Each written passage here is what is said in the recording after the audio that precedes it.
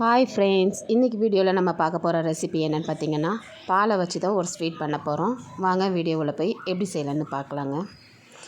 இன்றைக்கி நான் வந்து 1/2 லிட்டர் பால் எடுத்துருக்கேங்க. இப்போ பால் நல்லா கொதித்து காஞ்சி வரட்டுங்க. நல்லா கொதி வந்ததுக்கப்புறமா எலுமிச்சை சாறு அதில் ஊற்றிக்கலாங்க. நல்லா பால் திரிஞ்சு வந்துடுங்க. இப்போ வேறு ஒரு பாத்திரத்தில் நம்ம இந்த பாலை மாற்றி எடுத்துக்கலாம். ஒரு ஃபில்ட்ரு வச்சு நம்ம நல்லா வடிச்சிக்கலாங்க.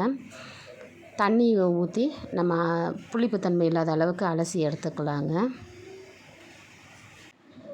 இப்போ தண்ணியை நல்லா வடிகட்டிட்டு வேறு ஒரு பாத்திரத்தில் நம்ம மாற்றி எடுத்து வச்சுக்கலாங்க. இப்போ ஒரு கடாயில் நம்மளுக்கு தேவையான அளவுக்கு நெய் சேர்த்துக்கலாங்க. இப்போ நம்ம முந்திரி கொஞ்சமாக போட்டு வறுத்து எடுத்துக்கலாங்க.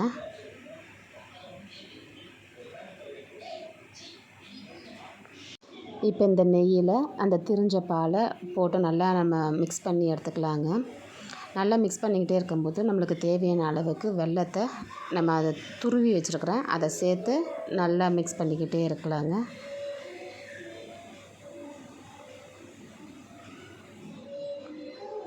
இப்போ நல்லா மிக்ஸ் பண்ணிக்கிட்டே இருக்கும்போது நம்ம வறுத்து வச்சுருக்கிற அந்த முந்திரியை எடுத்து இதில் போட்டு இன்னொரு தடவை நல்லா மிக்ஸ் பண்ணி எடுத்துக்கலாங்க.